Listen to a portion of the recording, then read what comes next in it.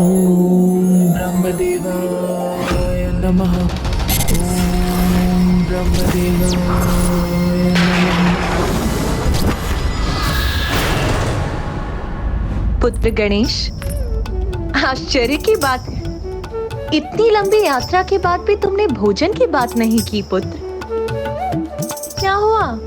कहाँ खोए हुए हो तुम? खोया हूँ? नहीं तो माता, मैं तो भोजन की प्रतीक्षा कर रहा हूँ।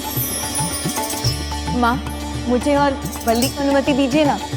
आज देवर जी के लिए भोजन हम तैयार करेंगे। हाँ माँ, और फिर अपने ही हाथों से उन्हें भोजन कराएंगे भी। उचित है। ओम ब्रह्मदेवाय नमः। ओम ब्रह्मदेवाय नमः। ओम ब्रह्मदेवाय नमः।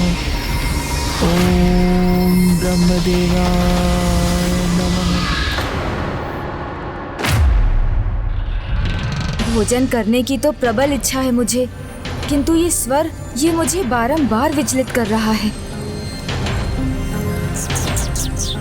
प्रभु का ध्यान कहाँ है?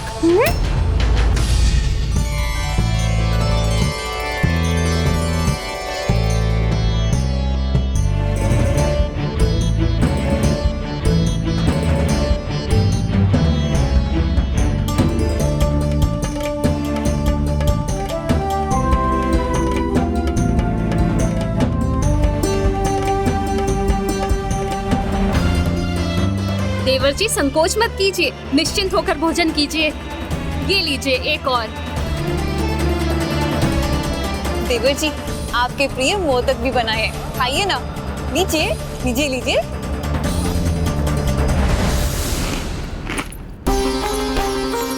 और ये हमारे लड्डू भी खाइए।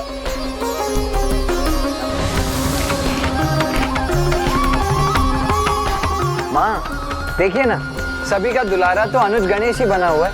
मुझे तो जैसे सब भूल ही गए। भूले हुए तो आप थे स्वामी, हम दोनों को।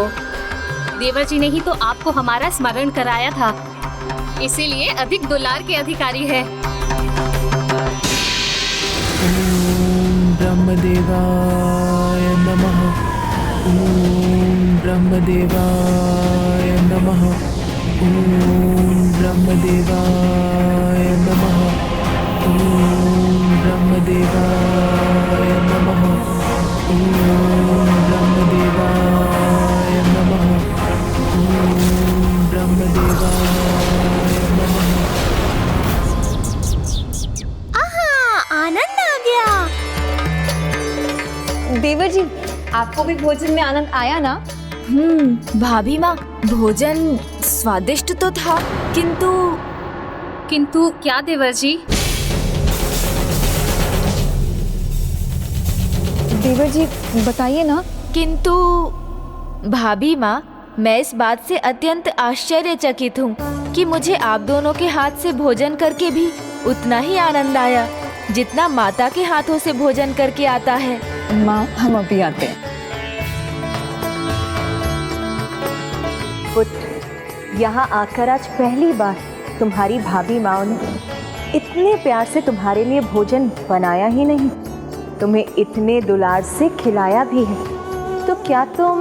समझ गया माता, मुझे भी उनके स्वागत के लिए उन्हें कोई उपहार देना चाहिए, यही ना? किंतु आप चिंता मत कीजिए, मैं उसके लिए तैयार हूँ। मैं अभी गया और अभी आया। चलिए मूषक जी, भाभी माओ के लिए उपहार तैयार करना है।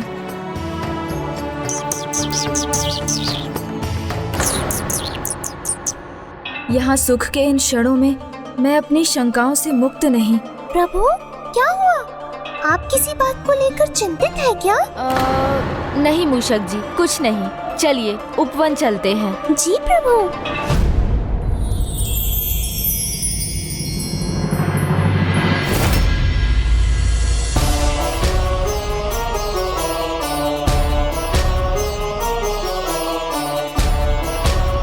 ये लीजिए प्रभु। प्रभु तो ध्यान ही नहीं दे रहे। प्रभु ने बताया नहीं किंतु कुछ तो है जिसकी चिंता उन्हें सता रही है। वो बार बार एक ही दिशा में देखे जा रहे हैं। मैं भी तो देखूं, क्या है वहाँ? ओम ब्रह्मदेवाय नमः। ओम ब्रह्मदेवाय नमः। ओम ब्रह्मदेवाय नमः। ओम ब्रह्मदेवाय नमः। ओम ब्रह्मदेवाय। हो गया, हमारा कार्य संपन्न हुआ। अद्भुत प्रभु, भाभी माँ को आपका ये उपहार बहुत भाएगा। उचित है, फिर चलिए उन्हें भी यहीं ले आते हैं। ओम ब्रह्मदेवाय नमः। क्या हुआ प्रभु, जो आप इतनी देर से चिंतित दिखाई दे रहे हैं? ज्ञात नहीं मूषक जी, किंतु बहुत समय से कोई ब्रह्मदेव की तपस्या में लीन है और उससे मुझे नकारात्मक संकेत प्राप्त हो रहे हैं। अब जब वो तप संपन्न होने वाला है तो मुझे ऐसा आभास हो रहा है जैसे वो कुछ ऐसा मांगने वाली है जिससे संपूर्ण सृष्टि पर बहुत बड़ा संकट आने वाला है।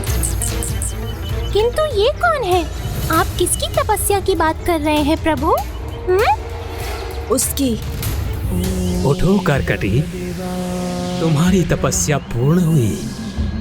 करकटी, करकटी। ब्रह्मदेवाय नमः।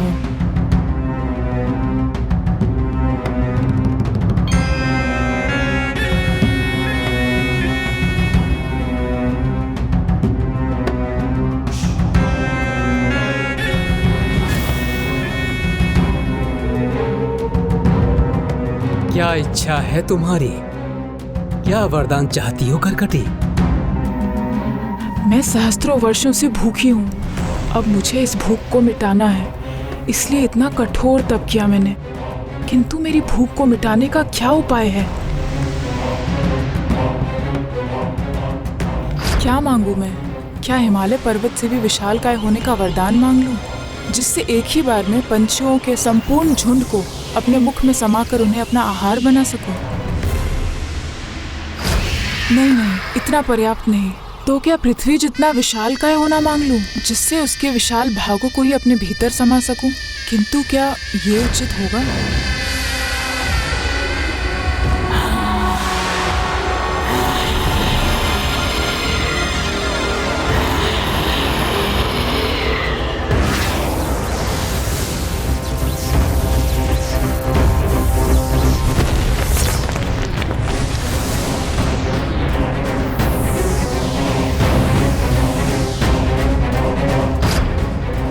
नहीं, इस छोटी सी पृथ्वी से मेरा क्या होगा?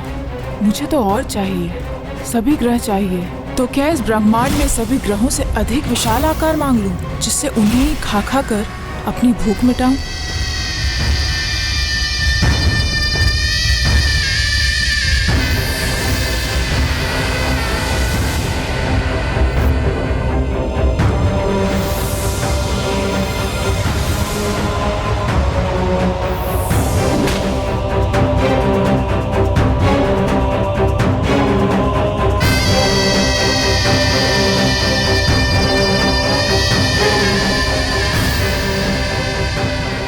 नहीं, जितनी विशाल हो जाऊंगी मेरी भूख भी उतनी ही विशाल होगी। ये भी पर्याप्त नहीं, तो मुझे और कुछ चाहिए। प्रभु, ये इतनी देर से क्या चिंतन कर रही है? कोई वरदान क्यों नहीं मांग रही है? किसी भी निर्णय से पहले चिंतन तो आवश्यक है, किंतु अति चिंतन किसी को भी भटका सकता है। अत्यधिक चिंतन का परिणाम या तो अत्यंत उचित होता है या अत्यंत अनुचित। अब देखना ये है मूषक जी कि इसके अत्यधिक चिंतन का परिणाम क्या होगा। सहस्त्र वर्षों की तपस्या से कुछ भी संभव नहीं है। उसका फल तुम्हें अवश्य मिलेगा। जो भी वरदान चाहती हो करकटी, मांग लो। मुझे तो कुछ ऐसा चाहिए जो अनंत काल तक मेरी भूख को मिटा दे, जहाँ भूख से अधिक भोजन हो।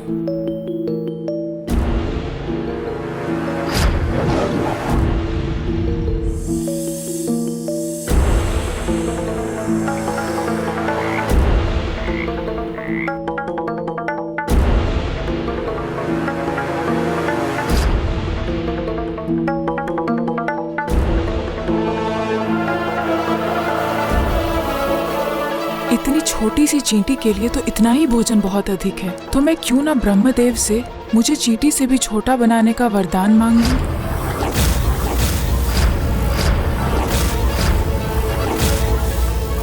हाँ, उचित है। यदि तुम्हें ज्ञात हो गया है कि तुम्हें क्या चाहिए, तो मांग लो जो तुम्हें मांगना है। प्रभु, मुझे सूक्ष्म रूप धरने का वरदान दे दीजिए प्रभु।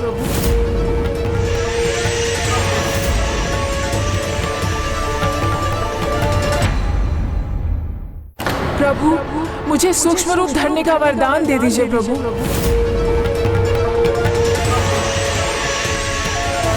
सूक्ष्म? कितनी मूर्खता है ये। आप व्यर्थ चिंतित थे प्रभु। इतना चिंतन करने पर भी बस यही वरदान मान सकी ये मूर्ख। नहीं मूषक जी, ये मूर्ख नहीं, इसने सबसे सूक्ष्म होने का वरदान मांगकर एक प्रकार से सबसे विशाल होने का वरदान मांगा है प्रभु ब्रह्मदेव से। तुम सूक्ष्म रूप चाहती हो कर्कटी, किंतु क्यों? प्रभु, मेरे इस विशाल का आकार में यदि मैं पंछियों के अनेकों झुंड का भी आहार कर लूं, तो भी मेरी भूख कभी शांत नहीं होती। किंतु मेरे सूक्ष्म होने पर मेरे लिए थोड़ा भी बहुत होगा। आकार छोटा हो तो कम भोजन ही पर्याप्त है, किंतु जब उसी प्राणी में लोभ का भाव जाग जाए तो पर्याप्त भी उसके लिए अपर्याप्त हो जाता है।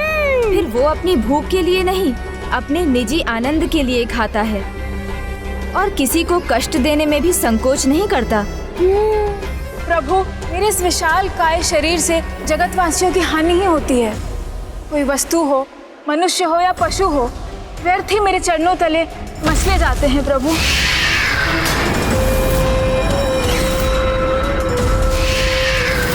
शत्रु यदि दिखाई दे और सामने से आए तब उसका सामना किया जा सकता है, किंतु शत्रु अदृश्य हो और सूक्ष्म होकर छिपकर गुप्त वार करे तो? प्रभु, सूक्ष्म रहूंगी तो मुझसे किसी की हानि तो नहीं होगी प्रभु।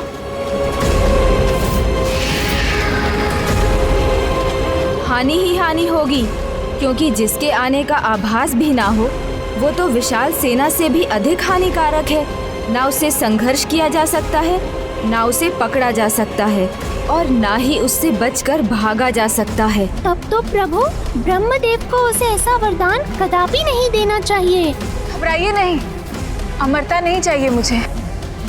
आप मुझे सूक्ष्म बना दीजिए प्रभु। मुझे यह वरदान दीजिए कि मैं सुई अर्थात सूचिका की नोक से सहस्त्रों गुना सूक्ष्म बन जाऊं और जल, वायु, स्पर्श किसी भी प्रकार से और विशेष रूप से प्राण वायु से किसी के भी शरीर में प्रवेश कर उसके हृदय, उसके फेफड़ों और उसके अन्य भागों को अपना आहार बना सकूं प्रभु।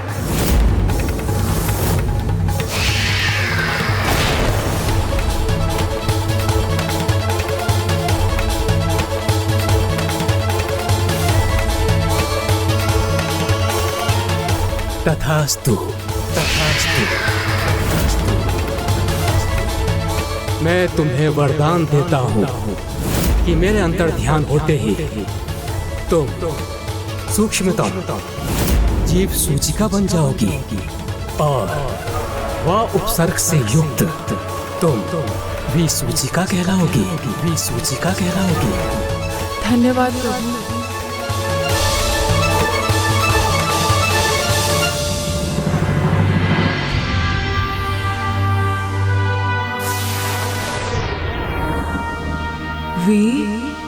सूचिका। ब्रह्मदेव अंततः मेरे छलावे में आ ही गए। अब कोई नहीं बचेगा मुझसे। सूचिका हूँ मैं। अब मेरे पास इतना भोजन होगा कि मेरे लिए ही नहीं अपितु मेरी अनंत संतानों के लिए भी कम नहीं पड़ेगा।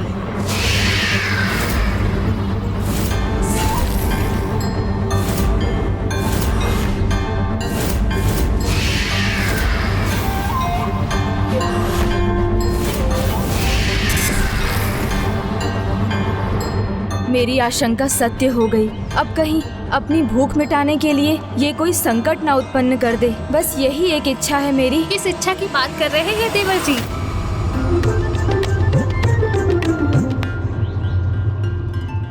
भाभी माँ, आप दोनों यहाँ? हाँ, माँ ने कहा कि आपके प्रिय देवर जी आपके लिए कोई उपहार बना रहे हैं। तो हम कैसे रुक पाते? चले आए यहाँ आपको ढूंढते ढूंढते।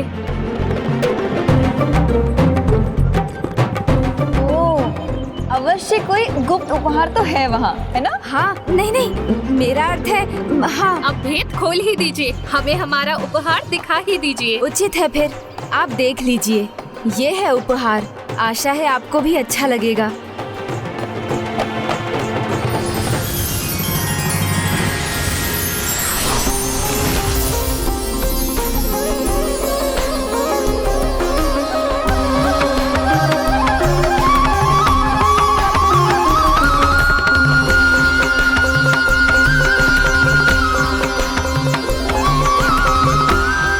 एक बार झूल कर देखिए ना भाभी माँ, अच्छा लगेगा आपको।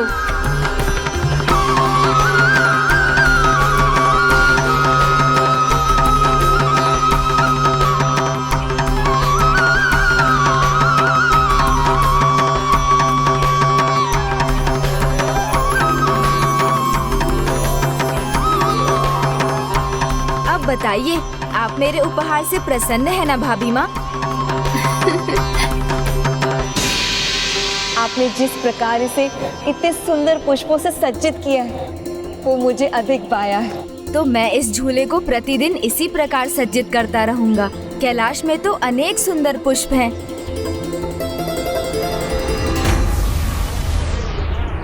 सभी पुष्प मुरझा कैसे गए, और वो भी यहाँ कैलाश में?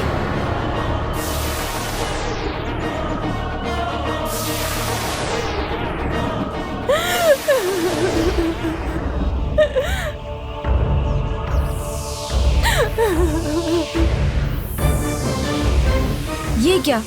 ये तो जैसे सृष्टि ही मुरझा गई है।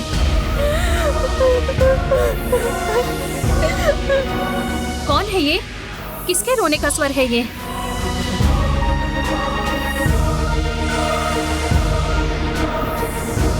ये सृष्टि इतनी दुखी क्यों दिखाई दे रही है? समझ गया किसका क्रंदन है ये। भूमि माता।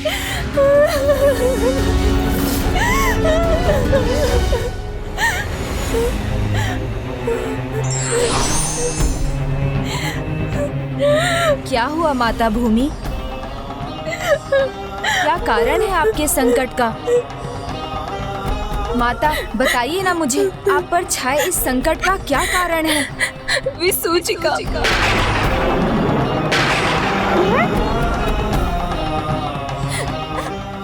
प्रभु ब्रह्मा जी के वरदान का अनुचित लाभ उठा रही है वो।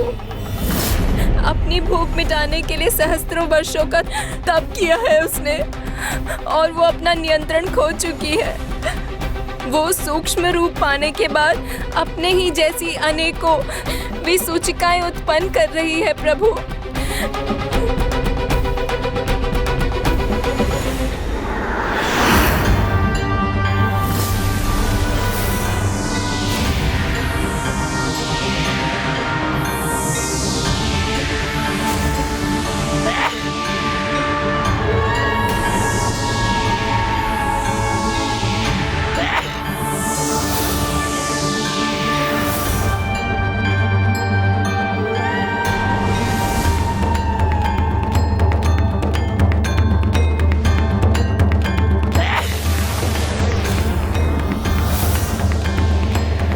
इतनी छोटी सी, अब ना कोई मुझे देख सकेगा, ना मेरा कोई अहित ही कर पाएगा।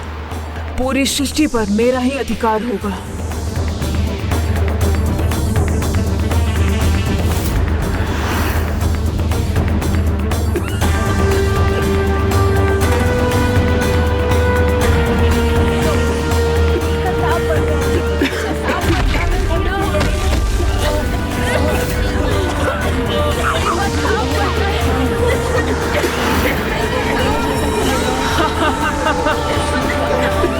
आहार ही आहार, मुझे और आहार चाहिए।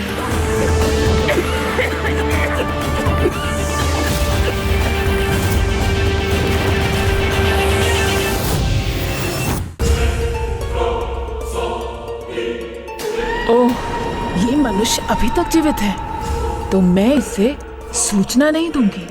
इसके भीतर जाऊंगी और इसके प्राण भी खाऊंगी।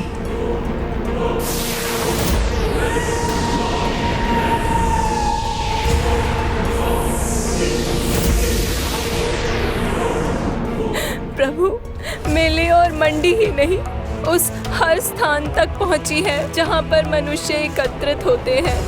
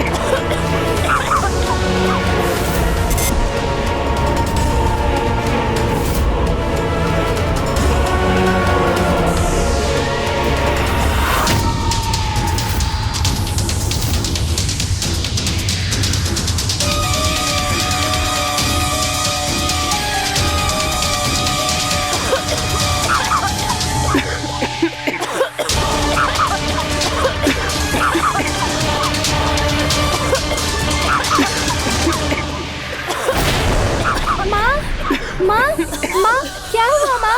माँ, माँ, माँ, आंखें खोलिए माँ। मेरी माँ की सहायता कीजिए ना, इनको क्या हो गया? कोई तो मेरी सहायता कीजिए, मेरी माँ की। माँ उठिए ना माँ, क्या हुआ आपको? आंखें खोलिए माँ। माँ, प्रभु, यदि ये विसूचिका यहाँ इसी प्रकार फैलती रही तो बिना किसी युद्ध के, बिना किसी दिव्य अस्त्र के प्रभाव के, बिना किसी प्रलयंकारी दुर्घटना के संपूर्ण संसार ही नष्ट हो जाएगा। प्रभु, हे प्रभु गणेश जी, रक्षा कीजिए।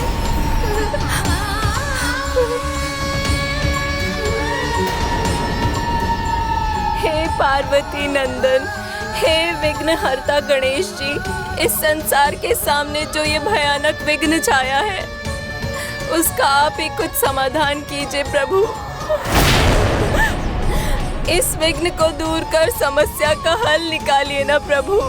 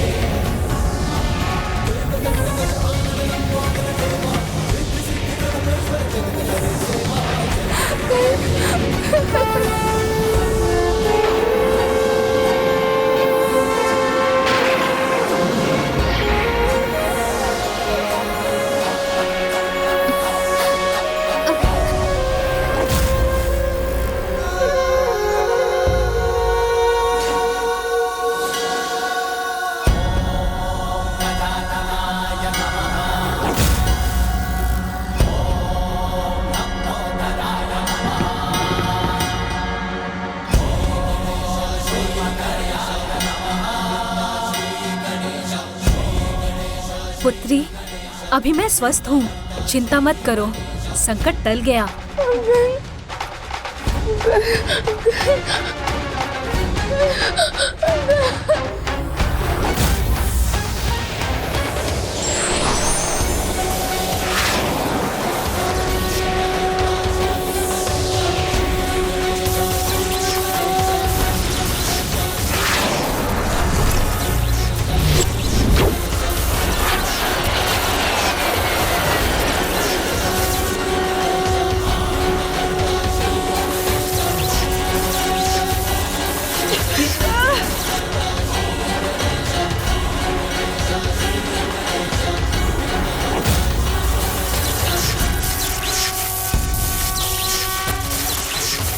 विसूचिका का अंत क्या संभव है? विसूचिका, अब अपना अंत स्वीकार करने के लिए तैयार हो जाओ।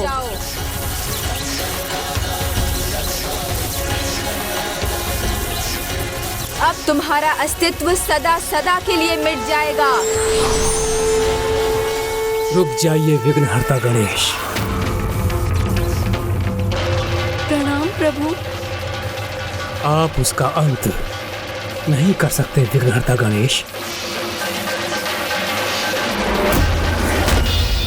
अपने लालच को बढ़ने देकर अपनी भूख पर नियंत्रण ना कर उसने आपके वरदान का अनुचित लाभ उठाया है। मानव जाति को, जगत को बड़ा भयंकर त्रास दिया है, उसे नष्ट करने पर तुली हुई है। इसलिए इसका दंड तो उसे मिलना ही चाहिए और इसका एकमात्र दंड है उसका अंत। वो दंड की भागी अवश्य है पार्वती नंदन, किंतु उसका अंत नहीं किया जा सकता।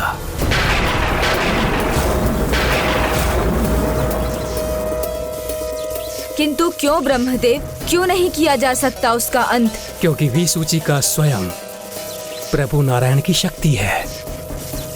प्रभु नारायण की एक शक्ति योग माया है और उनकी अन्य शक्ति योग माया के अधीन है। उनमें से एक शक्ति की ही स्वरूप है करकटी यानी विसूचिका। फिर अच्छा हो या बुरा, जब तक प्रभु नारायण की कृपा से ये माया स्वरूप संसार रहेगा, तब तक विसूचिका भी रहेगी।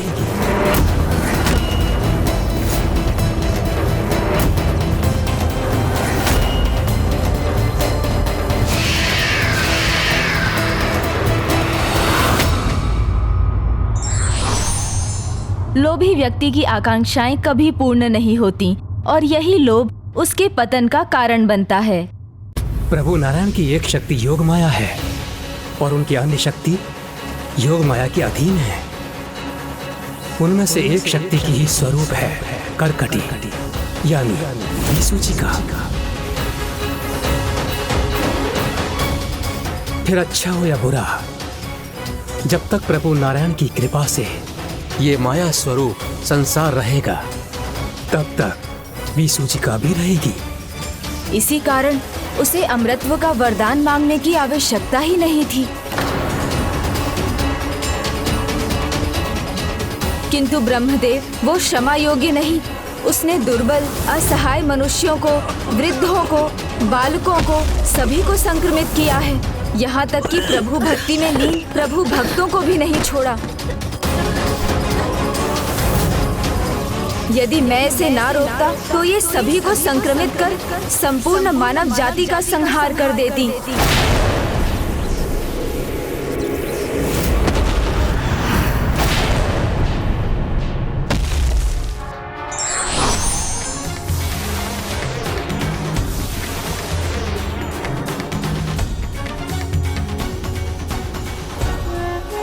नारायण की योग माया की एक शक्ति स्वरूप होते हुए भी मैं ये कैसी भूल कर बैठी। धिक्कार है मुझ पे।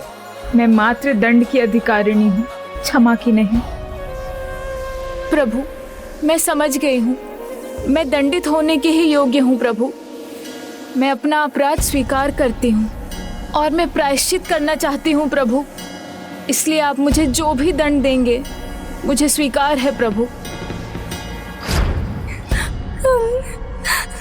गंग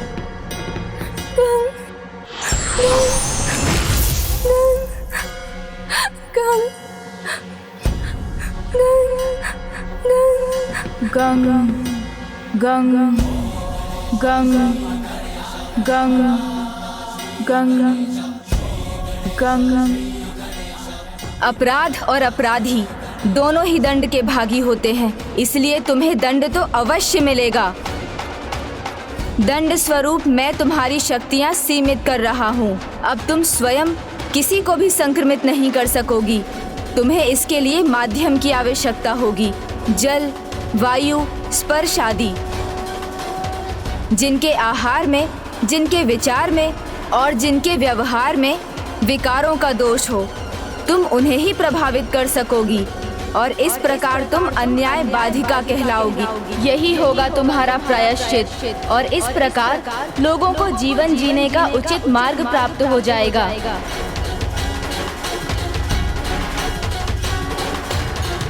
प्रभु, मुझे आपका ये दंड स्वीकार है प्रभु। अब भयाक्रांत रहने का कोई कारण नहीं पुत्री। अब शांत हो जाओ, चिंता मत करो। प्रभु, कदाचित वो बालिका अभी भी आतंक के प्रभाव में है।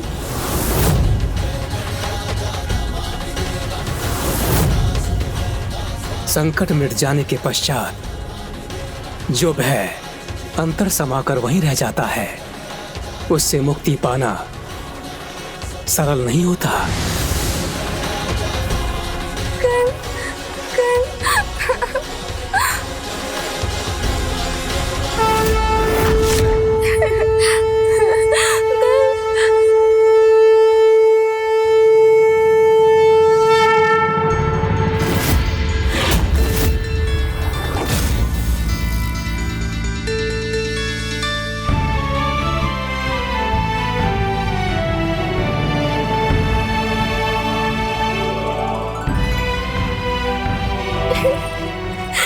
छोटी बहन, शांत हो जाओ ना।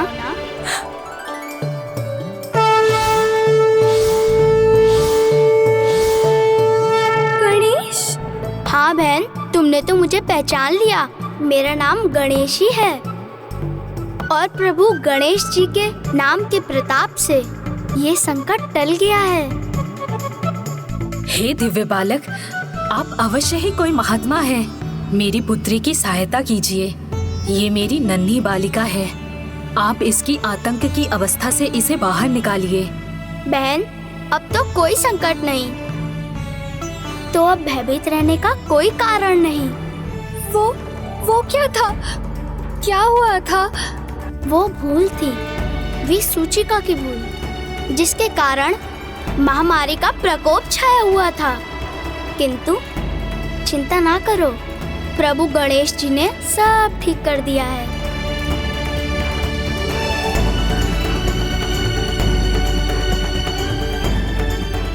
देखो बहन, तुम्हारी माँ और अन्य लोग पूर्णतः स्वस्थ हो चुके हैं।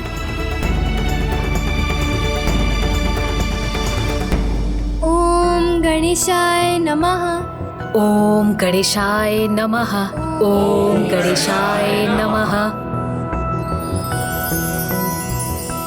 आपकी भक्ति में इतनी अपार शक्ति है कि प्रभु ने आपकी प्रार्थना सुन सबके जीवन का विघ्न हर लिया। तो क्या भक्ति की शक्ति से ऐसी महामारी में अपनी रक्षा की जा सकती है, जो एक से दूसरे में, दूसरों से अन्य सभी में एक एक कर फैलती जाती है?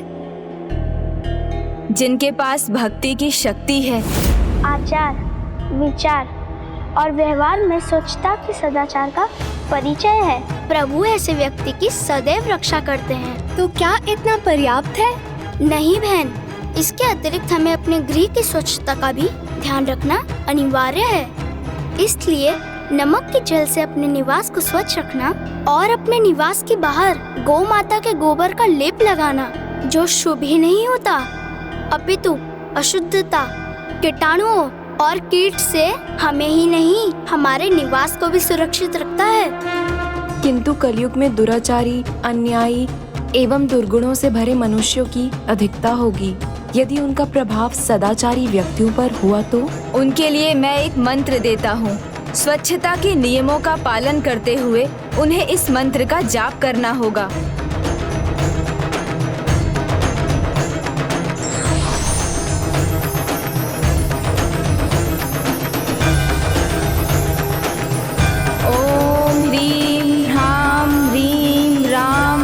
विष्णु शक्तिये नमः। अर्थात हे विष्णु शक्ति, मैं आपसे इस महामारी को दूर करने की प्रार्थना करता हूँ। ओम ह्रीम हराम ह्रीम राम विष्णु शक्तिये नमः। ओम ह्रीम हराम ह्रीम राम विष्णु शक्तिये नमः। ये मंत्र तो उनकी सहायता करेगा जो संक्रमित हो चुके हैं, किंतु कोई ऐसा उपाय नहीं जो सदाचारी को पहले ही शक्ति प्रदान कर दे, जिससे विसूचिका का उन पर कोई प्रभाव ही ना हो, जो नकारात्मकता को निकट न आने दे, जो तन को ही नहीं मन को भी सबल करे, उसे शक्ति प्रदान करे। यदि ऐसा कोई उपाय संभव है प्रभु, तो फिर वो कलयुग में भी मानवता और सदाचार दोनों की ही रक्षा करेगा। जैसा कि मैंने आपको पूर्व में बताया था, उसके लिए शीघ्र पृथ्वी पर एक ऐसे दिव्य पौधे का जन्म होगा जो आरोग्य का प्रतीक होगा, जिसके पूजन से मन को शक्ति मिलेगी, जो प्रसाद बनकर तन को भी शक्ति प्रदान करेगा, उसे निरोग रखेगा। प्रत्येक निवास के आंगन में उसका होना ही शुद्धि और सकारात्मकता देगा।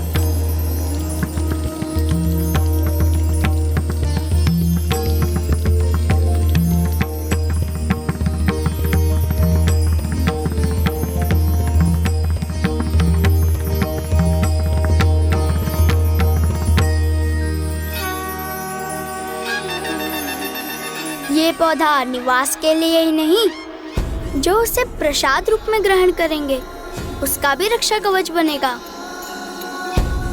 कोटि कोटि धन्यवाद आपका बाल महात्मा। आपने तो यहाँ स्वयं आकर विघ्नहर्ता के समान हमारे सारे विघ्न हटा दिए। माँ, आपको स्मरण नहीं इन्होंने क्या कहा था? ये गणेश ही तो है।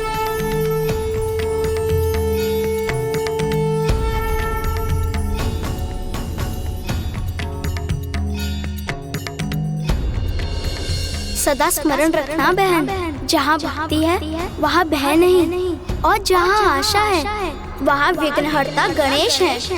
इसलिए भक्ति और आशा को कभी मत खोना।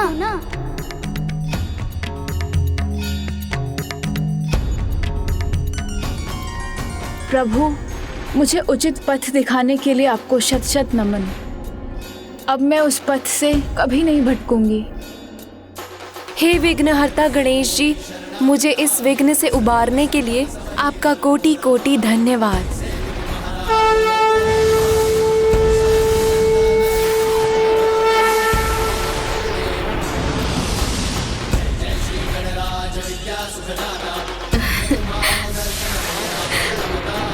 तो विघ्नहर्ता ने माँ प्रकृति के विघ्न को हर ही लिया।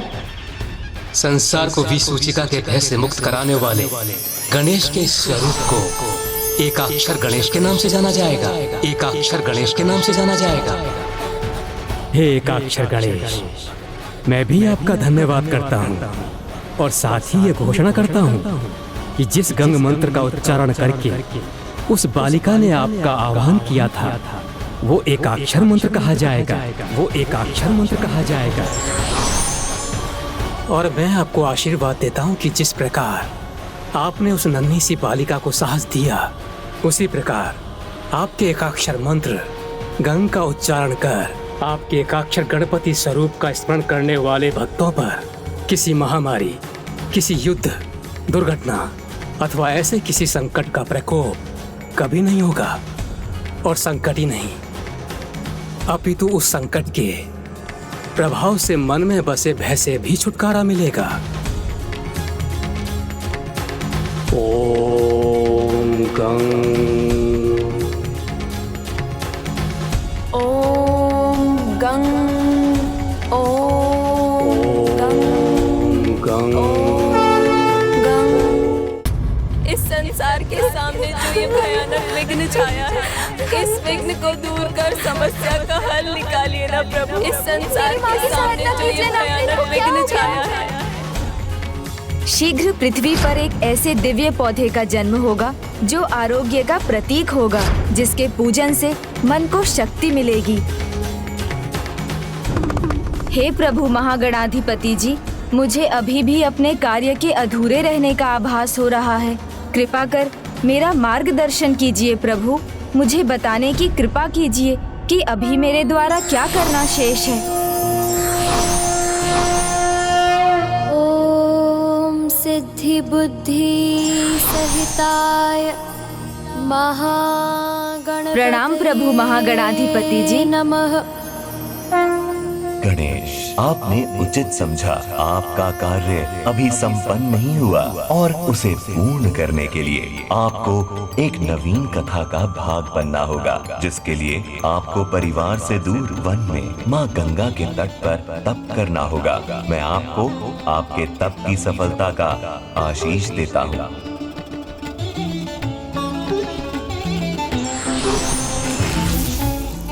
शुभ कार्य में तो तनिक भी विलंब नहीं करना चाहिए, तो मैं अभी माता और पिताश्री से अनुमति लेकर अपने तप के लिए प्रस्थान करता हूँ। किंतु क्या माता मुझे आज्ञा देंगी?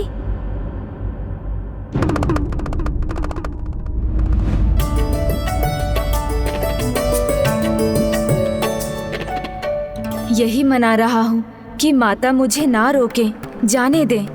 क्या हुआ पुत्र गणेश? जब से तुम विसूचिका रूपी संकट को दूर करके लौटे, चिंता में ही खोए हुए हो। हाँ देवर जी, जब से आपने हमें झूला उपहार में दिया है, तब से तो आप अनुपस्थित ही हैं। क्या बात है गणेश, किस विचार ने तुम्हें इतना गंभीर बना दिया? पिताश्री, माता, कुछ समय के लिए मुझे यहाँ से दूर तप करने जाना है। नहीं पुत्र, मैं तुम्हें अचानक यूं कहीं नहीं जाने दूंगी, और अब तो हमें तुम्हारे विवाह की तैयारी भी करनी है। किंतु माता, विवाह का तो विचार भी नहीं है मेरे मन में। मुझे तप के लिए जाना ही होगा, ये अनिवार्य है। और वैसे भी मैं तो अभी बालक ही हूँ, मेरी इच्छा विवाह की है ही नहीं। मुझे तो ब्रह्मचर्य व्रत का पालन करते हुए ही अपना जीवन बिताना है। ओह, तो क्या अब तुम भी वही हट करोगे जो तुम्हारे भ्राता ने किया था? नहीं पुत्र, तुम तो मेरी हर बात स्वीकार करते हो ना, तो अब तुम मेरे लिए कोई कठिनाई मत खड़ी करो। ये तो माँ ने सर्वथा उचित कहा है अनुज गणेश। वैसे भी विवाह के लाभ तो तुम ही ने मुझे समझाए थे, तो अब तुम स्वयं विवाह से पीछे नहीं हट सकते। किंतु माता। किंतु परंतु कुछ नहीं पुत्र, मैं कुछ नहीं सुनना चाहती। मैं तुम्हें कहीं नहीं जाने दूंगी।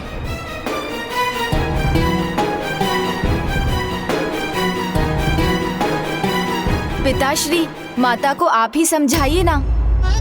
प्रिय, स्वर्ण भी तप कर ही कुंदन बनता है। चंदन भी घिसने के बाद ही ललाट पर लगाया जा सकता है। कदाचित गणेश का तप भी अकारण न हो, इसलिए हमें उसे रोकना नहीं चाहिए। किंतु इसका विवाह स्वामी वो कैसे होगा? और ये तो ब्रह्मचर्य का पालन करने की बात कर रहा है। आप चिंता मत कीजिए देवी। कार्तिकेय का विवाह भी तब हुआ था जब वो अपने तप के लिए दक्षिण की दिशा में गया था, तो संभव है अब गणेश के तप से भी इसके विवाह का संयोग उत्पन्न होगा। इसलिए हमें गणेश को अनुमति दे देनी चाहिए। संभव है इसके तप के पीछे संसार का कल्याण छिपा हो। हाँ माता, मुझे अनुमति दे दीजिए ना। मेरा मन तो नहीं करता पुत्र, किंतु मैं तुम्हारे तप में बाधा नहीं बनूंगी। मेरा आशीर्वाद तुम्हारे साथ है पुत्र, तुम अपने तप में अवश्य सफल हो। बस माँ को जाने, माता की आज्ञा को वह सर्वोपरि माने। जीवन समर्पित है तुझको माता, सांस सांस अर्पित है तुझको माता, सांस सांस अर्पित है तुझको माता।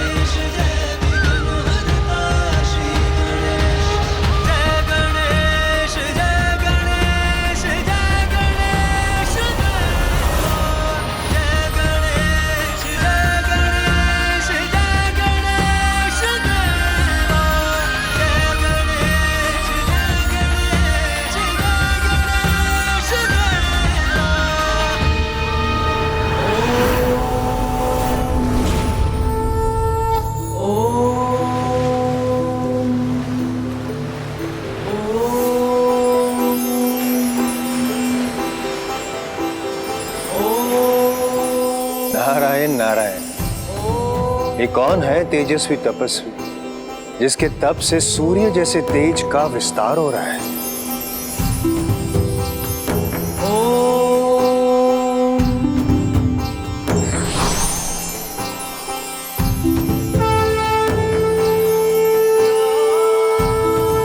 नारायण नारायण, ये तो स्वयं प्रभु श्री हरि नारायण है।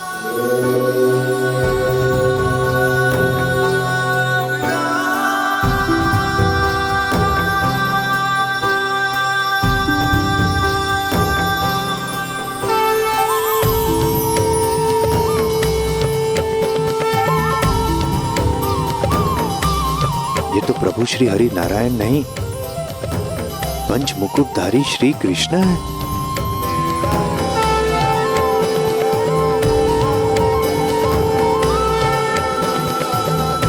नमो विश्व स्वरूपाय विश्व स्थित्यंत हेतु विश्वेश्वराय विश्वाय गोविंदाय नमो नमः। नमो विज्ञान रूपाय परमानंदन रूपिणे कृष्णाय गोपीनाथाय गोविंदाय नमो नमो। हे गोलोक विधाता परम श्री कृष्ण, देवर्षि नारद का प्रणाम स्वीकार कर।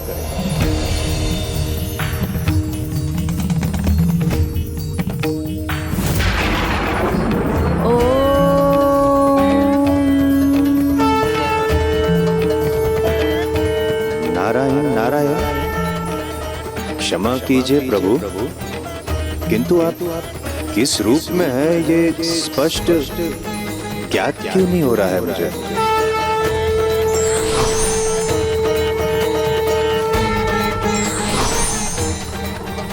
प्रभु, ये कैसी लीला है प्रभु? ये क्या हो रहा है? नारायण नारायण, इस लीला का रहस्य तो केवल मात्र एक प्रभु श्री कृष्ण ही उजागर कर सकते हैं।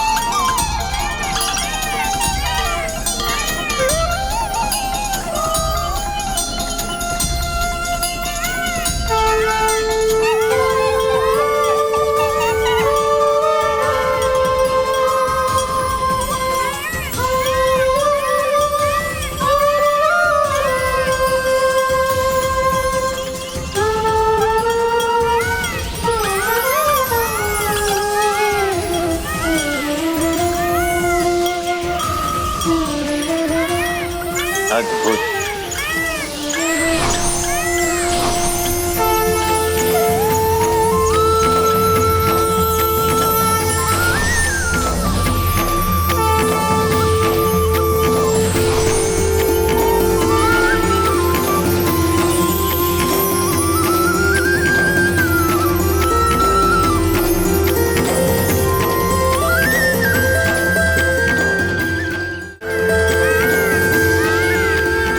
विघ्नेश्वराय वरदाय सुरूप्रियाय लंबोदराय सकलाय जगत हिताय नागाननाय श्रुति यज्ञ विभूषिताय गौरी सुताय गणनाथ नमो नमस्ते।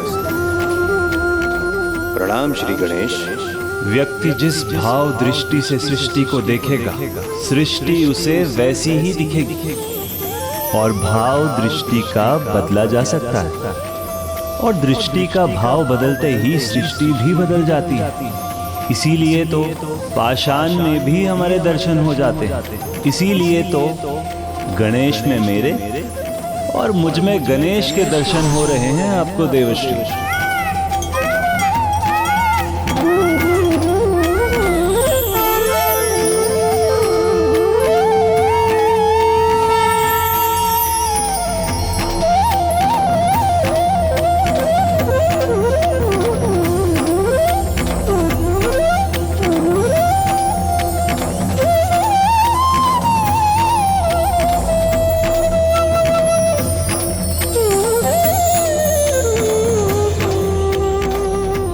कस्तूरी तिलकम ललाट पटले वक्षस्थले कौस्तुभम नासाग्रे वर्मोक्तिकम करतले वेणु करे कर कंकनम सर्वांगे हरिचंदनम सुललितम। ये लीला आपकी है लीलाधर या परम श्री गणेश जी की? मैं तो ये भी ज्ञात नहीं कर पा रहा। नहीं देवश्री, लीला नहीं, तत्व का रहस्य समझिए। मैं और गणेश एक ही तत्व तो हैं, परंतु नेत्र तो केवल हमें दृष्टि प्रदान करते हैं, किंतु हमारे मन की भावना हमें उसके भी दर्शन करवाती है जिसकी हम कल्पना भी नहीं कर सकते। आपको तो स्मरण होगा देवश्री, माता पार्वती ने पुत्र प्राप्ति की इच्छा से अत्यंत भावुक होकर मेरा स्मरण किया था और मुझसे मेरे ही जैसा पुत्र पाने का वरदान मांगा था। प्रभु, मुझे एक ऐसी संतान का वरदान दीजिए जो ब्रह्मदेव की तरह ज्ञानी हो, आप ही की तरह तेजस्वी और निपुण। मुझ जैसा भला और कोई कैसे हो सकता है, क्योंकि मैं तो मैं ही हूं। इसीलिए गणेश भी मैं हूं और मैं ही गणेश हूं।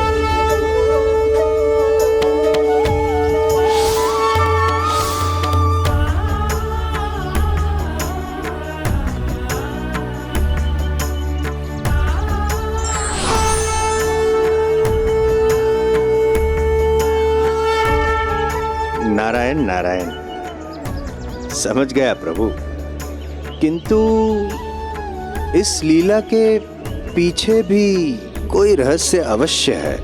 देवर्षि नारद, आपसे भला सत्य कहां छिप सकता है? आपने उचित समझा, संसार की बुद्धि और युक्ति दोनों के ही स्वामी गणेश ही हैं, और वो तो विधि और विधान दोनों के कारण भी हैं। और अब स्वयं गणेश ही रचेंगे विधि का नया विधान।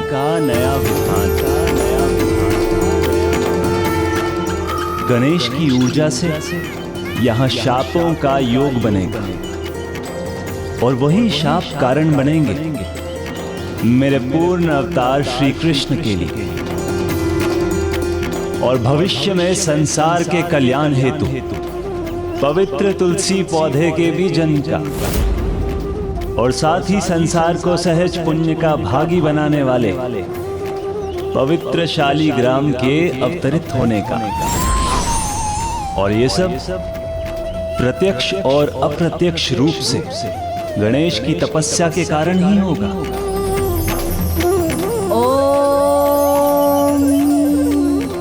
तुलसी वृक्ष के उत्पन्न होने की यात्रा तो आज यहाँ गोलोक से ही आरंभ होगी।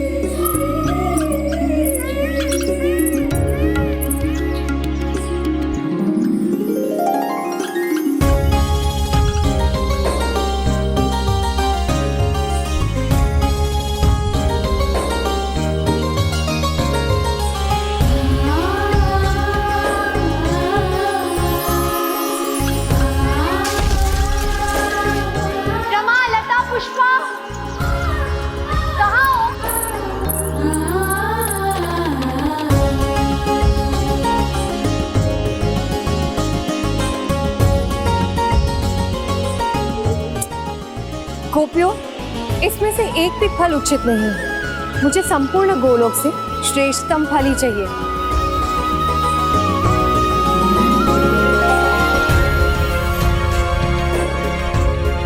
गणेश का तप अनुपम ऐसी अनूठी ऊर्जा उत्पन्न कर रहा है जो भावनात्मकता के चरम पर पहुंचकर जागृत हो रही है, क्योंकि स्वयं गणेश का जन्म उनकी माता के वात्सल्य की पुत्र प्राप्ति की प्रबल इच्छा के चरम का परिणाम है। और यहाँ सभी पर इस ऊर्जा का अद्भुत प्रभाव होगा जिससे उनकी भावनाओं में एक नवीन ज्वान आएगा और फिर जो होगा वो विधि का नवीन विधान हो।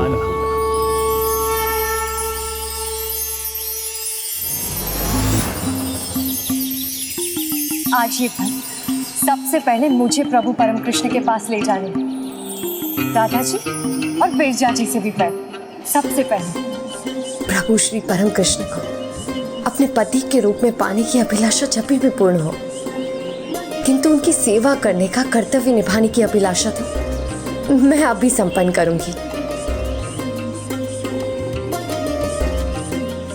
आप सब मुझे ऐसे एकटक क्यों देख रही है, जैसे तुलसी को कभी देखा ही नहीं? मुझे देखना छोड़िए और जल्दी से मेरी सहायता कीजिए। शीघ्रता कीजिए ना, जाइए।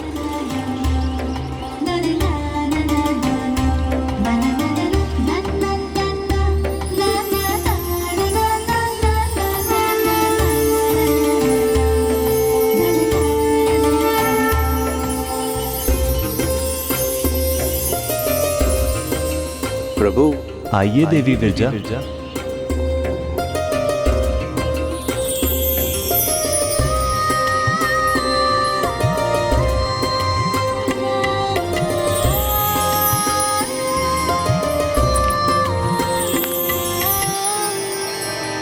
नारायण नारायण।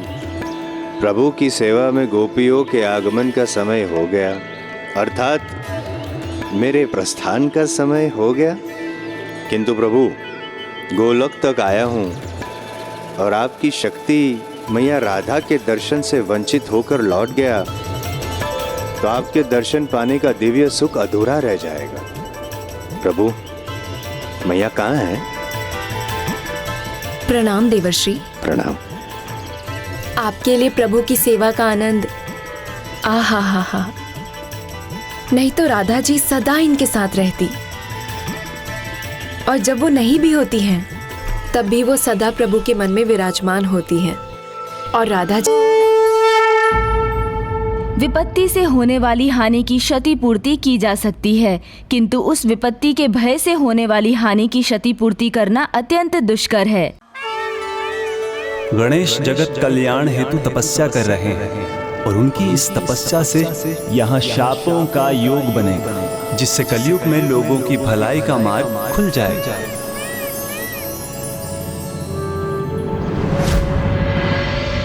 लीजिए प्रभु, आपका ये चित्र पूर्ण हो गया और आपकी मोहक छवि मुझे इसमें स्पष्ट दिखाई दे रही है। किंतु आप यहाँ साक्षात अपनी राधा के पास क्यों नहीं है, मेरे प्रभु श्री परम कृष्ण?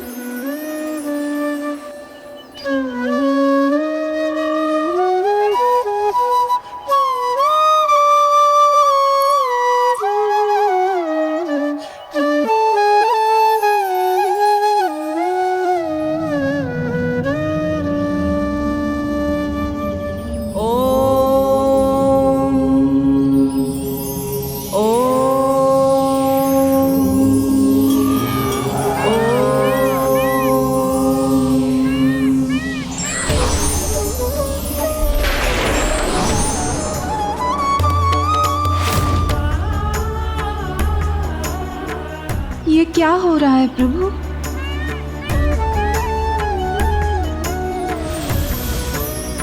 प्रभु,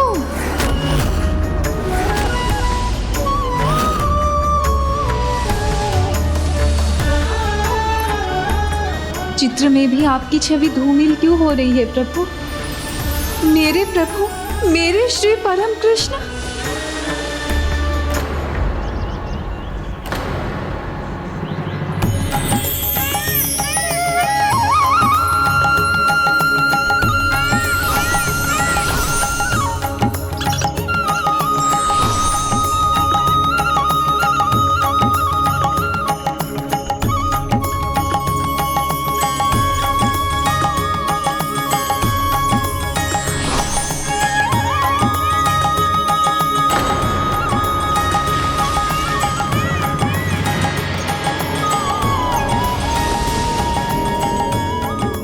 ये क्या हुआ? राधा मैया उनकी छवि प्रभु से दूर कैसे हो गई? राधे, अब वो समय निकट आ गया है जब एक दूसरे से दूर होना ही हमारी नियति होगी और हमें अपने पुनर्मिलन के लिए लंबी प्रतीक्षा करनी होगी। नहीं प्रभु, ऐसा संभव नहीं। आपकी राधा आपसे दूर नहीं हो सकती। एक तो ये लीला और उस पर आज फिर भोर से दोपहर हो गई, परंतु मुझे आपके दर्शन पाने का सौभाग्य नहीं मिला। मेरे साथ ये अन्याय क्यों प्रभु? कदाचित आपको मुझसे प्रतीक्षा करवाने में आनंद आने लगा है, परंतु आज मैं प्रतीक्षा नहीं करने वाली। आप जहाँ भी हैं वहीं पहुंचकर आपसे उत्तर लूंगी।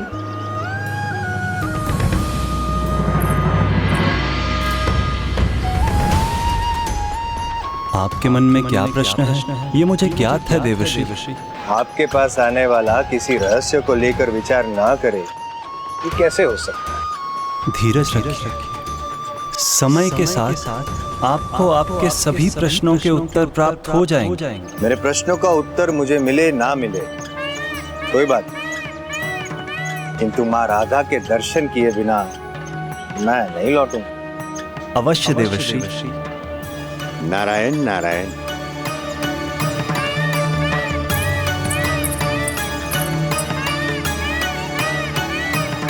प्रभु, एक प्रश्न और है। आज आपके परम मित्र सुदामा, जो यहाँ के द्वारपाल होते हैं, वो दिखाई नहीं दे रहे। देवर्षि, यदि आपको सुदामा जी से भेंट करनी है तो पहले आपको गोपी तुलसी को ढूंढना होगा, क्योंकि जहाँ तुलसी रहती है सुदामा जी भी वहीं पाए जाते हैं।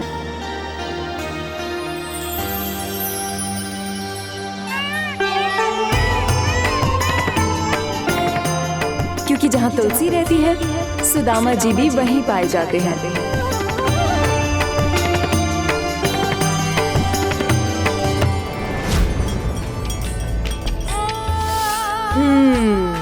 ये स्वादिष्ट है, इसे रखती हूँ। तुलसी, तुमने अपने फलों की टोकरी तो बहुत अच्छे से सज्जित की है ना? सुदामा जी का इतना ध्यान है तुम्हें? क्यों? सुदामा जी क्यों? मेरा उनसे क्या संबंध है? मैं ना उनका विचार करती हूँ, ना ही उनका कोई कार्य। मेरा तो सर्वस्व प्रभु को न्योछावर है। मेरे मन मंदिर में उन्हीं की मूर्त है, सुदामा की नहीं। अब चलना चाहिए, कहीं विलंब ना हो जाए। ये फल शीघ्र ही प्रभु कृष्ण को जो पहुंचाने हैं।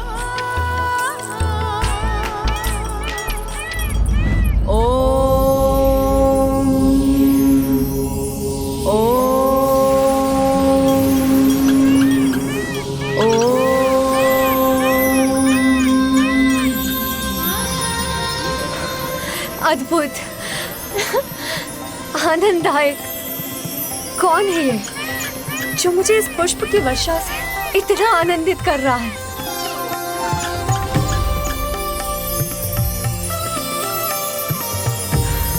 इतना सुंदर मोरपंख, इसे तो मैं ही रखूंगी।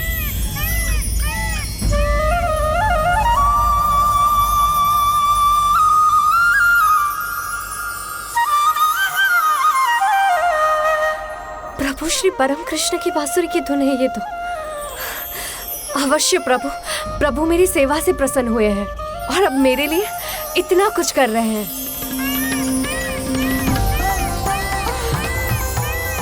इतने सारे मोरपंख, ये सब मेरे होंगे। अवश्य इसके पीछे प्रभु है, वो स्वयं है यहाँ।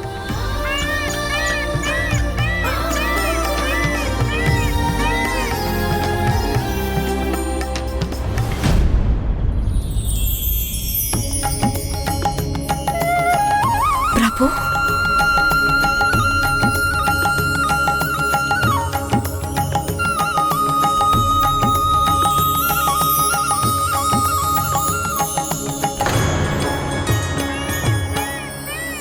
आप सुदामा जी, ये उचित नहीं है। आपने भ्रम क्यों उत्पन्न किया कि मेरे प्रभु हैं यहाँ पर? तुम्हारे प्रभु वही तो है तुम्हारे सामने, मुझे ही अपना प्रभु मान लो। प्रभु मान लो आपको। विरजा जी ने उचित कहा था, जहाँ तुलसी है वहीं सुदामा जी भी। प्रभु के समान वेशभूषा करने से और हाथ में बांसुरी पकड़ लेने से कोई प्रभु नहीं बन सकता। सत्य कहा, किंतु मैं उन जैसा बनने का प्रयास कहाँ कर रहा हूँ। मैं तो बस इतना चाहता हूँ कि वैसा बनो कि तुम्हारे मन को भा जाऊं तुलसी। सुदामा जी, कल्पना की उड़ान को यहीं रोक दीजिए, क्योंकि मेरे पास ना व्यर्थ का समय नहीं है। विलम्ब हो रहा है मुझे। विलम्ब हो नहीं रहा, विलम्ब तो हो चुका है। हो चुका है? हाँ, देवी विरजा वहाँ पहले ही पहुँच चुकी हैं। पहुँच चुके हैं? किंतु तुम उदास मत होना। कल प्रभु के दर्शन सर्वप्रथम तुम्हें हो, इसका उपाय मैं करूँगा। अब इतनी सुंदर सज्जा ऐसे ही व्यर्थ थोड़ी ना होनी चाहिए। सुंदर है ना? हाँ, मुझे तो ये सब सुंदर लग रहे हैं। ये फलों की डलिया भी, ये सज्जा भी, और उसे सज्जित करने वाले ये हाथ भी। वो तो कमल के उस डंठल के समान है जो अपनी सुंदरता से परम श्री कृष्ण का भी मन मोह लेते हैं। और जिसके हाथ इतने सुंदर हों, उसकी तो सुंदरता का वर्णन ही नहीं किया जा सकता। उसकी सुंदरता तो भोर के सूर्य के समान दमकती है, और मुस्कुराहट ऐसी जैसे प्रकृति खिल उठी हो। और जो इस फूलों की डलिया को सज्जित करने वाली है, उसके नेत्रों का तो बखान मैं क्या ही करूं। जैसे ओस की बूंदें सीप के भीतर मोती बनकर अपनी चंचलता का परिचय दे रही हूं।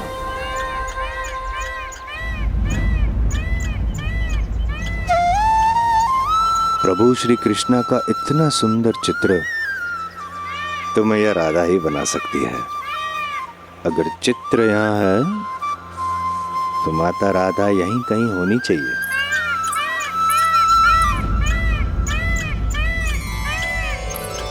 और उनकी गहराई जैसे क्षीर सागर के समान हो।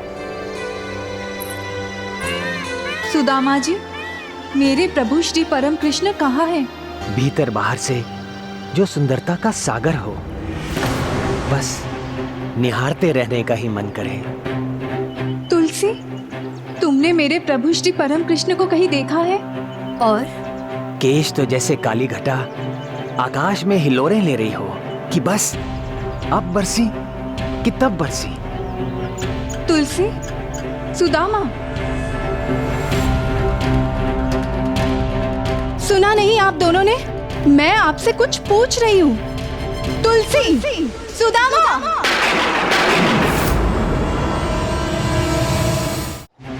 कहाँ है मेरे प्रभु श्री परम कृष्ण?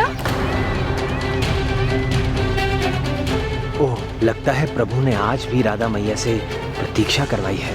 अब मैया का क्रोध उन पर फटे, उसे रोकने के लिए मुझे ही कुछ करना पड़ेगा।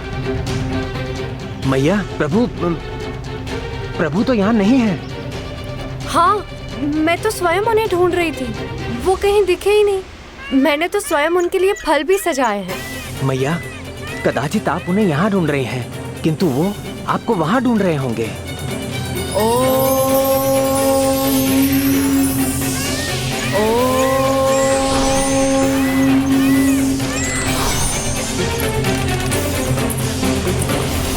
मैया, वहाँ जाने का क्या लाभ होगा? प्रभु तो आप ही को ढूंढने गए होंगे, तो वहाँ कैसे होंगे?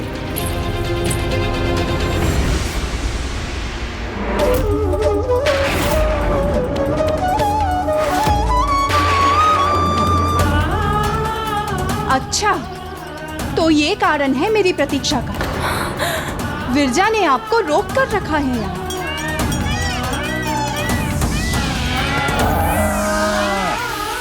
विरजा, तुम जिस सुख की लालसा में प्रभु को रोककर मुझसे प्रतीक्षा करवाती हो, वो सुख तुम्हें कभी ऐसे प्राप्त हो ही नहीं सकता, क्योंकि सांसारिक सुख और आध्यात्मिक आनंद दो विपरीत ध्रुवों की तरह है। बिना एक को छोड़े दूसरा तो प्राप्त हो ही नहीं सकता, और वो सुख प्रभु के हृदय से जुड़ने से ही प्राप्त होता है, मात्र उनका साथ पाने से नहीं। जिस प्रकार तुम्हारी कामनाओं और भावनाओं के बहाव पर तुम्हारा कोई नियंत्रण नहीं, उसी प्रकार गोलोक और संपूर्ण जगत के बीच नदी के रूप में तुम्हारा बहाव होगा।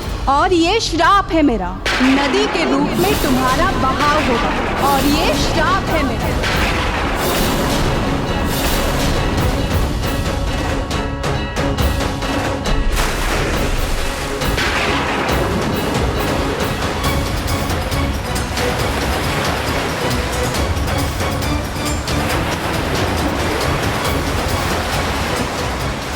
गणेश की ऊर्जा से यहाँ शापों का योग बनेगा, यहाँ शापों का योग बनेगा।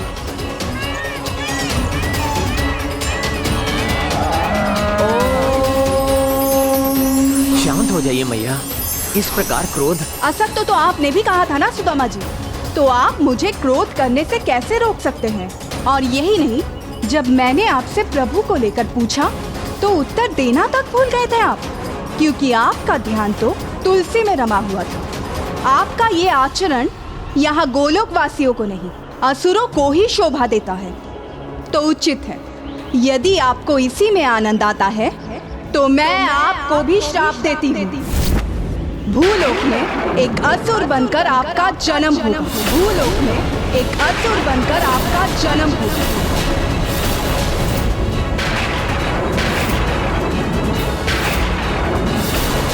और जो दरिद्रता आज आपने अपने स्वभाव में दिखाई है, वो उससे भी अगले जन्म में आपके साथ रहेगी, जब आप एक दरिद्र ब्राह्मण के रूप में जन्म लेंगे।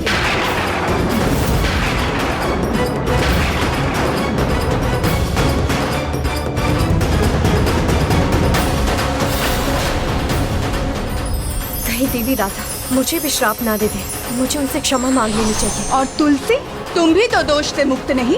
सुदामा के साथ उनके अनुचित आचरण की भागीदार तो तुम भी थे। इतनी चंचलता है तुम्हारे मन में कि प्रभु सेवा से निकलने पर भी उससे भटक गई, वो भी मात्र अपनी प्रशंसा के 2 शब्द सुनकर। नाम जपती हो प्रभु श्री परम कृष्ण का, और मन में वास करती है चंचलता, और चंचलता तो मानव स्वभाव है। इसलिए मैं तुम्हें श्राप देती हूँ कि तुम भूलोक पर कि तुम मानव रूप में जन्म लो। मानव रूप में जन्म लो।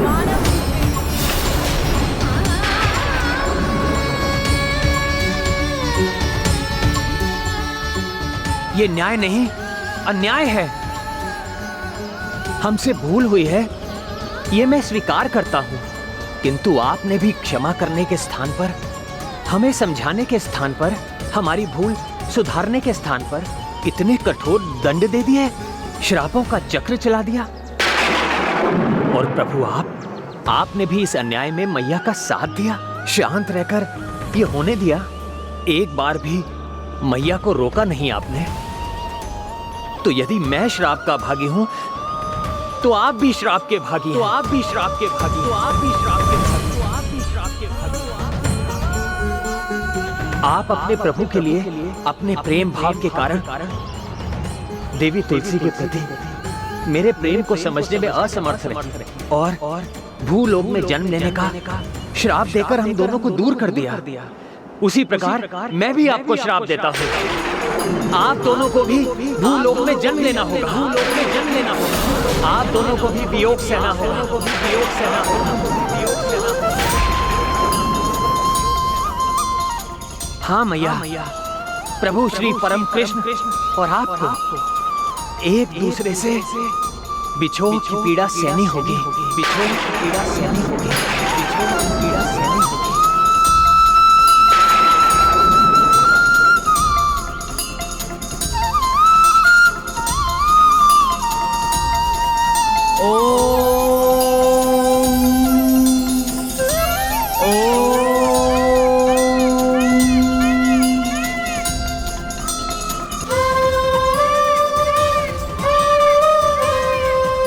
आप दोनों को भी भूलोक में जन्म लेना होगा। आप दोनों को भी वियोग सहना होगा। ये मैंने क्या कर दिया? कैसा श्राप दे दिया प्रभु और मैया को?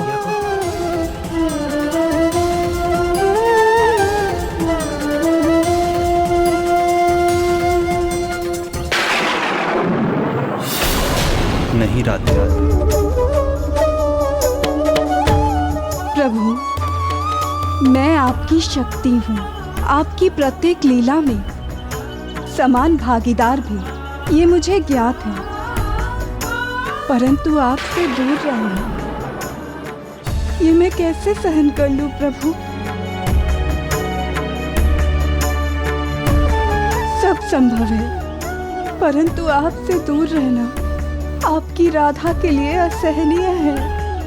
बड़े लक्ष्य की प्राप्ति बड़े त्याग के बाद ही संभव।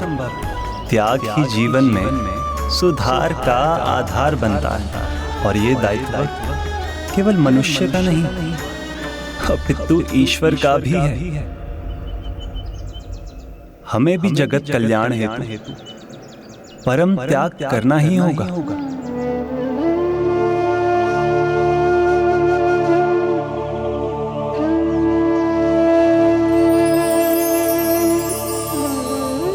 ये कैसा अनिष्टकारी श्राप दे दिया मैंने आप दोनों को।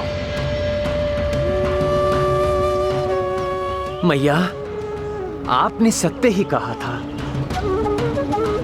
मैंने आसुरी स्वभाव का परिचय दिया है, इसलिए मेरा जन्म असुर कुल में ही होना चाहिए। इसी योग्य हूं मैं, इसी योग्य। मुझे क्षमा कर दीजिए प्रभु, मुझे क्षमा कर दीजिए।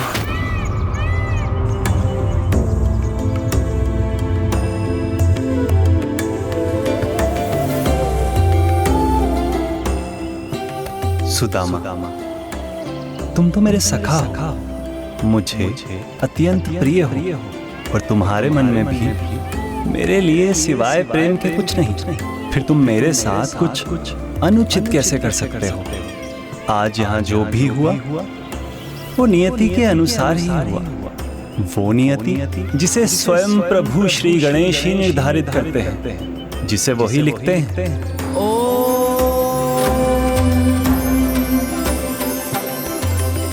ये तो उन्हीं का लिखा विधि का विधान है। जो श्राप प्रिय राधा ने देवी विरजा को दिया है, वो श्राप होते हुए भी वरदान है, क्योंकि उसके अनुसार दिव्य नदी बनकर वो आध्यात्मिक और भौतिक संसारों को एक दूसरे से विलग करेंगे।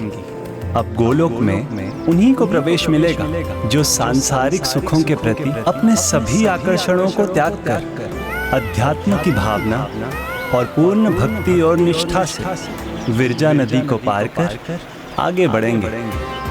और राधा ने तुम्हें जो श्राप दिया है सुदामा, वो तुम्हारे लिए भी वरदान ही होगा।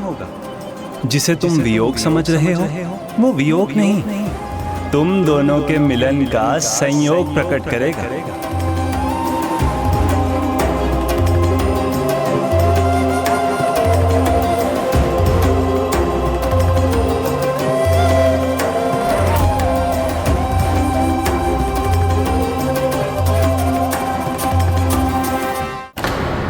देवी तुलसी, आपको तो एक परम सुख प्राप्त होने वाला है।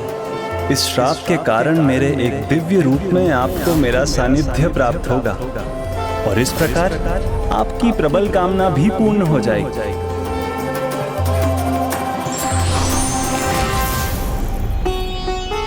और ये सब श्री गणेश जी के कारण ही हो रहा है।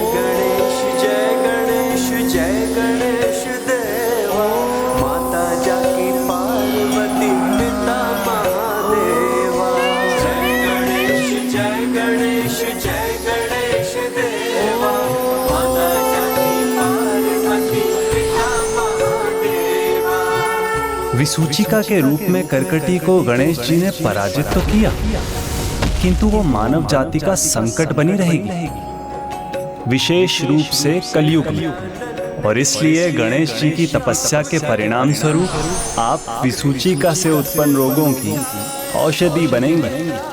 मानव जाति के कल्याण हेतु आपका जन्म दिव्य तुलसी पौधे के रूप में होगा, और मैं शालिग्राम रूप में प्रकट होऊंगा। सुंदर काया ये श्रापों की वृष्टि देगी जग को छाया। जय गणेश जय गणेश जय गणेश देवा, माता जाकी पार्वती पिता महादेवा। निर्मल हृदय और प्रेम से परिपूर्ण मैया राधा का हृदय है, उनका तो श्राप भी वरदान है प्रभु। और मैं ये कैसी मूर्खता कर बैठा। मेरा श्राप तो श्राप ही रहा ना प्रभु। नहीं सखा सुदामा, ये भी नियति का ही भाग है। अब आपके श्राप के फल स्वरूप मैं भी अपना कर्तव्य निभा सकूं। और मेरा कर्तव्य तो स्पष्ट यदा यदा हि धर्मस्य ग्लानिर्भवति भारत अभ्युत्थानम धर्मस्य तदात्मानं सृजाम्यहम् परित्राणाय साधूनां विनाशाय च दुष्टताम् धर्म संस्थापनार्थाय संभवामि युगे युगे।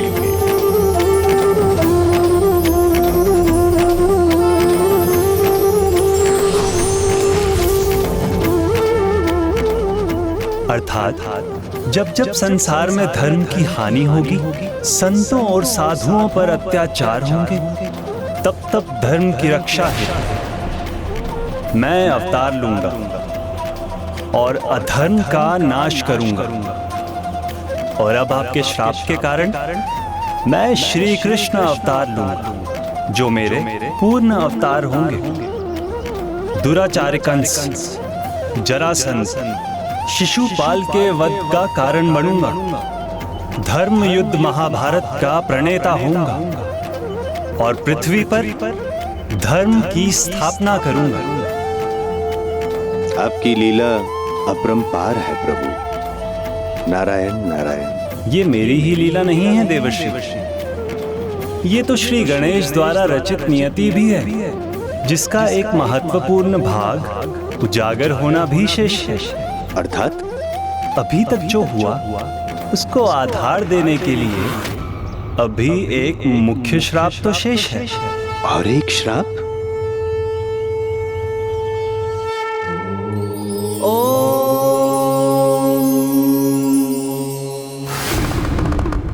स्वामी पुत्र गणेश यहाँ नहीं है।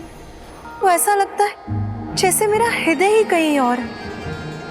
सब कुछ शून्य लगता है। स्वामी, कब पूर्ण होगा उसका तप?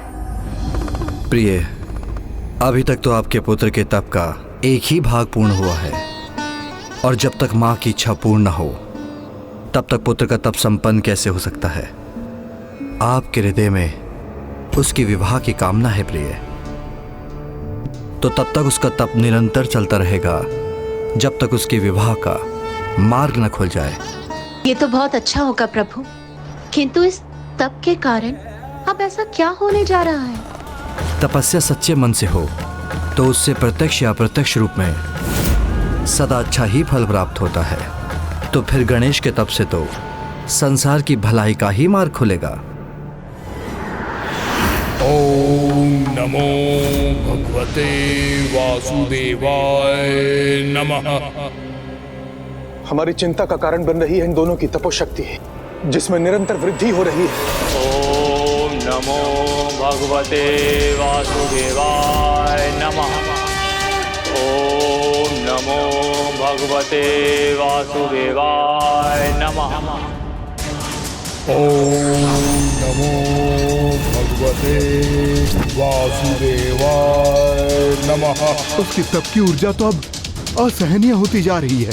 हाँ वरुण देव, इन दोनों की तपोशक्ति में मेरी अग्नि से भी अधिक ऊर्जा है। इस स्थिति में तो हम स्वर्ग के भीतर भी प्रवेश नहीं कर सकेंगे। तो कौन मिटाएगा हमारे इस विघ्न को? विघ्नहर्ता प्रथम पूज्य गणेश जी अपनी तपस्या में लीन है। इस समस्या का निवारण करने के लिए हमें उनके पास जाना होगा जिनकी ये दोनों तपस्या कर रहे हैं, प्रभु श्री हरि नारायण। अब मात्र वो ही इस समस्या का समाधान सुझा सकते हैं। शांताकारं भुजगशयनं पद्मनाभं सुरेशं वन्दे विष्णुं भवभयहरं सर्वलोकैकनाथं। प्रणाम श्री हरि नारायण। प्रणाम माता। प्रभु, आपकी चिंता का कारण मुझे ज्ञात है देवराज इंद्र। आप चिंता मुक्त हो जाइए। राक्षस राज दंभ का यज्ञ अब पूर्ण होने ही वाला है। ओम नमो भगवते वासुदेवाय। और महाराज धर्मध्वज की तपस्या भी उसके चरम पर है।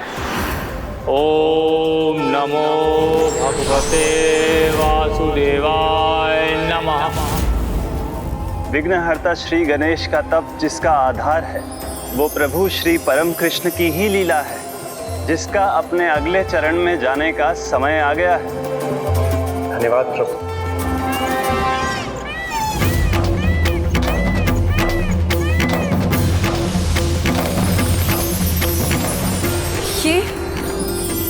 ये क्या हो रहा है मेरे साथ?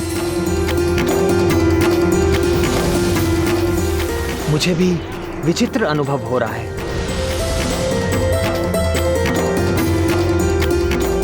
ओम नमो भगवते वासुदेवाय नमः।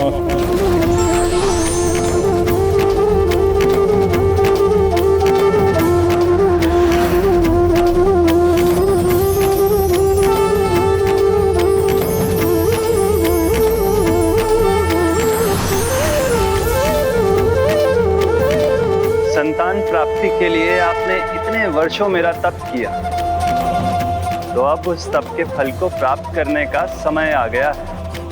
अब समय आ गया है आप दोनों का भूलोक में जन्म लेने का। यदि आप मेरे तप से प्रसन्न हैं, तो मुझे वरदान दीजिए कि मुझे ऐसा पराक्रमी पुत्र प्राप्त हो जो स्वयं श्री कृष्ण स्वरूप हो, जो त्रिलोक विजेता बने और जो देवताओं से अविजित रहे और सबसे अधिक आपका परम भक्त हो। तथास्तु, मैं आपको ऐसे महापराक्रमी, तेजस्वी, परम भक्त पुत्र प्राप्त करने का वरदान देता हूँ, जो राक्षस कुल में जन्म लेने पर भी परम पूजनीय होगा, जिसका नाम शंखचूड़ होगा, जिसका नाम शंखचूड़ होगा। सुदामा, आप असुर राज दंभ के परिवार में शंखचूड़ के नाम से जन्म लेंगे।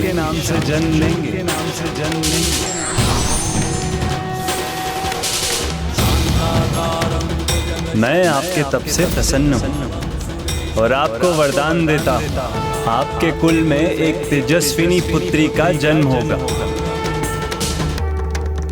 एक ऐसी पुत्री जो यशस्वी होगी, पवित्रता की प्रतीक होगी,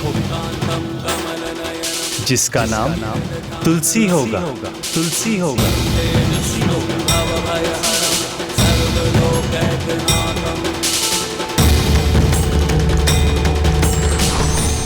देवी तुलसी, आप महाराज धर्मध्वज की पुत्री के रूप में जन्म लेंगे।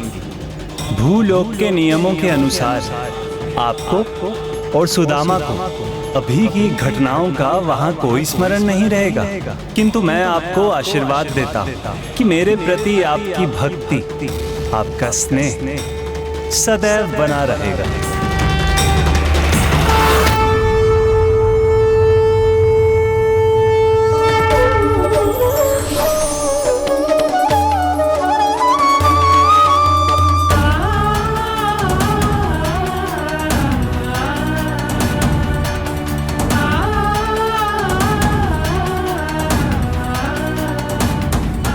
गणेश जी, मैंने अपना कर्तव्य पूर्ण किया। अब आपको तुलसी को पौधे के रूप में जन्म लेने हेतु मार्ग प्रशस्त करना होगा।